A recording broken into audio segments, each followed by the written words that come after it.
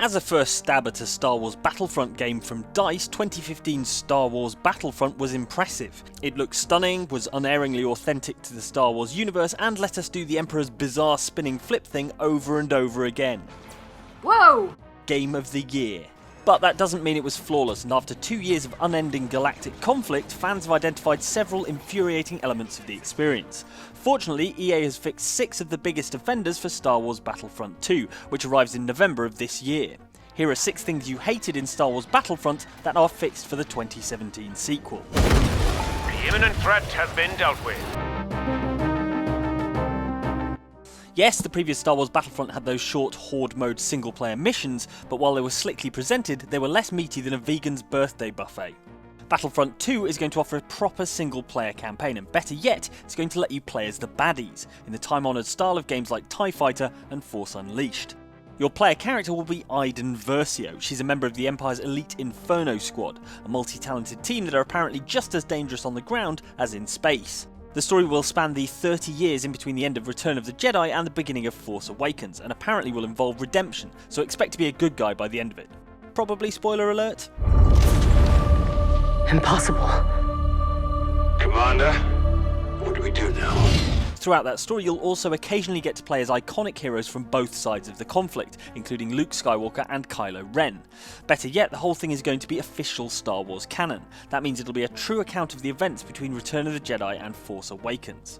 Now, we might be jumping to conclusions here, but that suggests the single-player campaign will be more than a thing you'd only play if your internet connection had been severed for 8 weeks by an earthquake, and all your other game discs had been snapped in the same earthquake.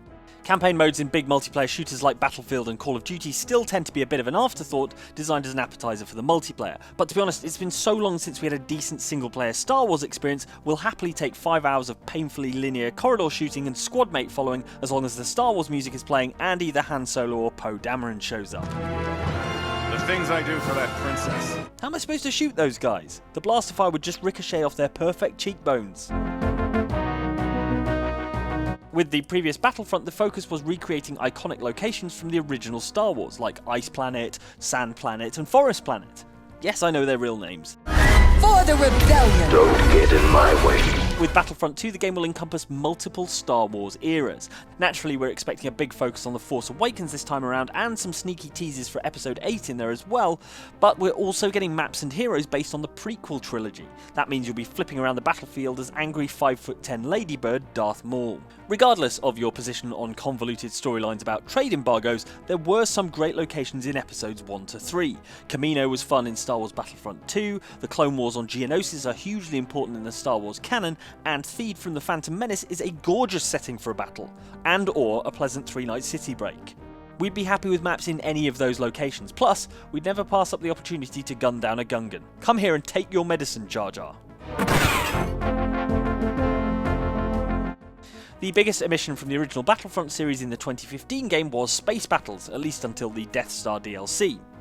Debuting in the other Battlefront 2, the one from 2005, space battles quickly became a fan favourite, so when they didn't show up in 2015's Star Wars Battlefront, the fans threw a Kylo Ren grade tantrum, only with even more lightsaber smashes. Publisher EA has clearly learned its lesson, because 24-player space battles are a big new feature in the upcoming game, with the ability to take out capital ships, weave through asteroids, and fly across Imperial dockyards. You'll also be able to fly hero ships again, as in Fighter Squadron, with the Millennium Falcon, Slave One, and Luke's X-Wing all getting a mention. Still holding out hope for Count Dooku's ridiculous solar sailor though. The entire thing's being handled by the development studio Criterion, which was in charge of the excellent Battlefront VR experience that arrived at the tail end of 2016. We're expecting it to be similar to that, only, you know, without the powerful urge to throw up every time you do a loop-the-loop.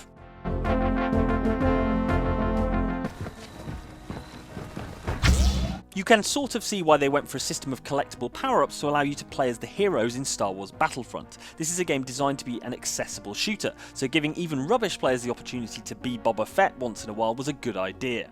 I mean, even rubbish Battlefront players can avoid falling in the Sarlacc pit, can't they? Look, watch, whoa, hey, oh, Sarlacc. But as everyone got better at Battlefront, that element of randomness just became annoying, and worse, you'd find players camping by the pickup locations. EA has promised that there will be a new way of playing as a Star Wars hero based on accumulating resources. They've not explained exactly how, annoyingly, but we'd be happy with a Titanfall style system where everyone gets a chance to be a hero at least once per match, but you can earn that opportunity quicker by playing well. Though hopefully not too much quicker. I mean, have you seen us play? Made a right mess of this, guys. Oh dear. The It's Emperor chaos. will not be pleased. You're not getting our Christmas bonuses this year. We never get a Christmas bonus from the Empire. You got a Christmas bonus.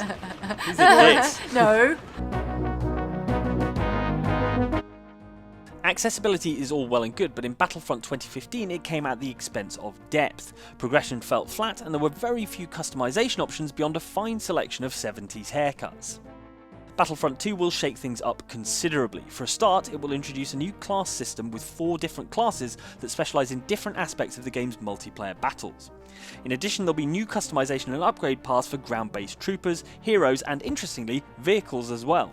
Naturally, each class will change in appearance depending on which era you're playing in, but your upgrades will transfer across all eras, ensuring the whole thing is seamless. We're looking forward to playing as one of those Federation droids, mainly because we're hoping their skinny limbs will make us a smaller target. Hey, we'll take every advantage we can get.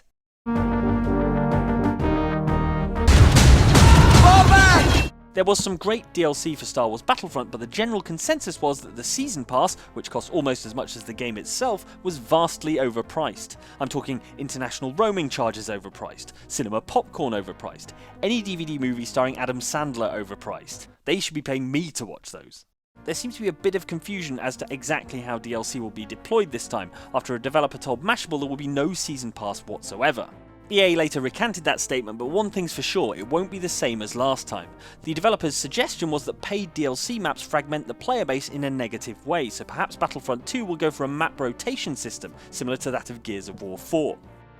In its defence though, one of the great things about the last Battlefront game is that even if you didn't have the Season Pass, development continued well after the game was released, adding AI bots who could make a decent fist of even the more complex objective-based modes, and a much appreciated split-screen local multiplayer mode. Okay, my AI squad did a much better job of activating that than I did. I got 2 health. Oh, there's so many Han Solo hanging on by a thread. We are hoping for much more in the way of free updates this time around too, because they've set a precedent now, the idiots. So those were 6 things you hated in Star Wars Battlefront that will be fixed in Star Wars Battlefront 2. But what are you hoping they add to the game? Let us know in the comments and like and subscribe for more from Outside Xbox. See you next time.